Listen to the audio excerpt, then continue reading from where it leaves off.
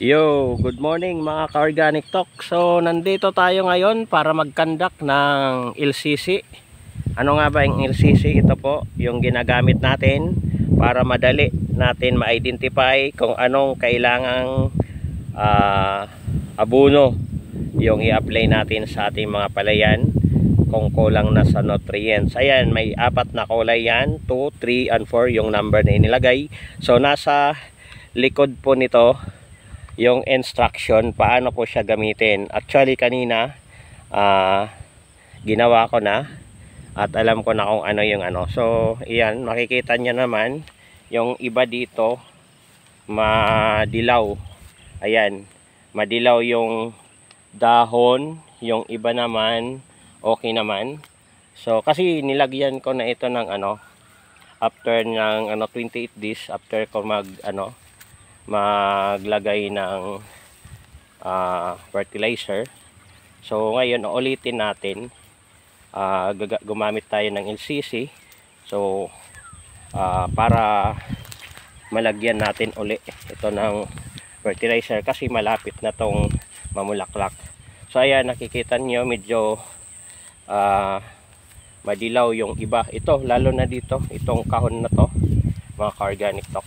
So kung magkakandak tayo ng LCC, dapat 8 AM to 10 AM lang ng umaga, wag ng hapon. Tsaka wag po nating i-expose yung itong card na to.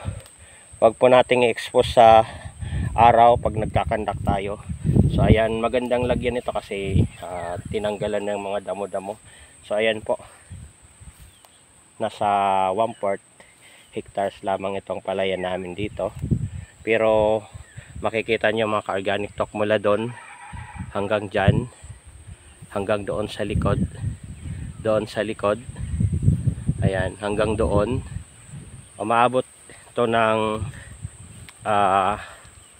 30 hectares yung palayan dito.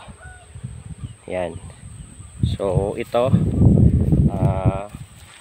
lalagyan natin ng pataba kasi siya, medyo kulang ng nutrients.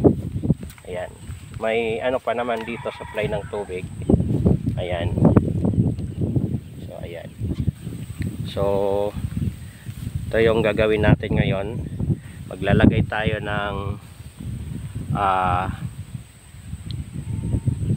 fertilizer mga ka-organic talk. So ngayon ito medyo siya. Yan na.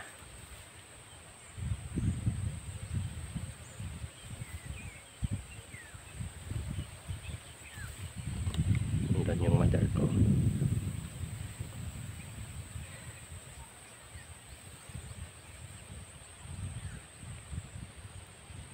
Yan. So balik tayo dito, nandito yung pataba. Okay na.